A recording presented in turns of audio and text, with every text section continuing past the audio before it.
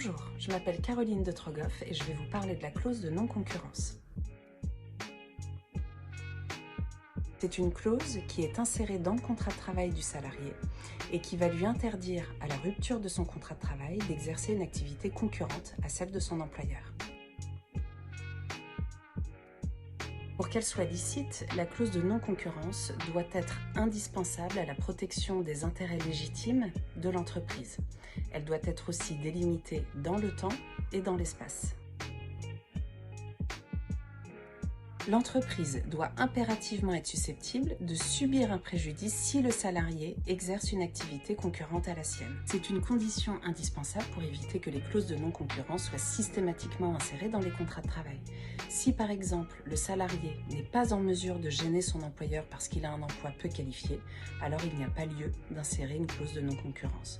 Il faut qu'il y ait un réel risque soit de détournement de clientèle, soit de divulgation d'un savoir-faire spécifique. La clause de non-concurrence doit être limitée dans le temps.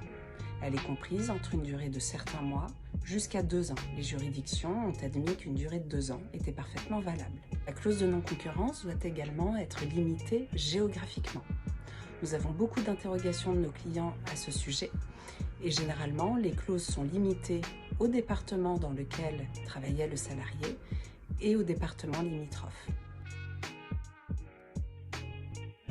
Oui, une clause de non-concurrence peut être étendue à la France entière. La Cour de cassation a également admis qu'une clause de non-concurrence pouvait être étendue à l'Asie, par exemple, ou à l'Europe entière. En revanche, on ne peut pas la circonscrire à l'échelle mondiale. La Cour de cassation ne l'a pas admis.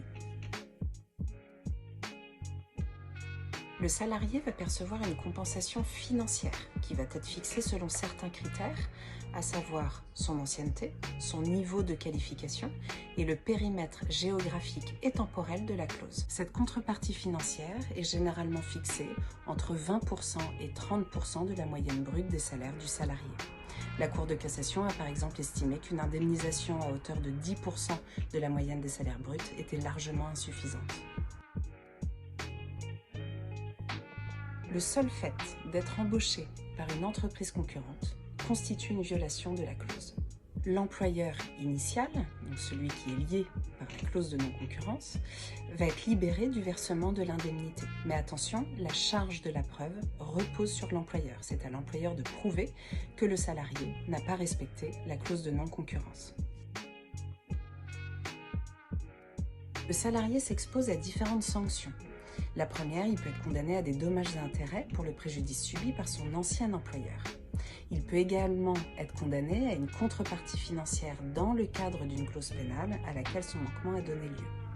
Mais les juridictions peuvent aussi tout à fait lui ordonner de cesser immédiatement l'activité concurrente.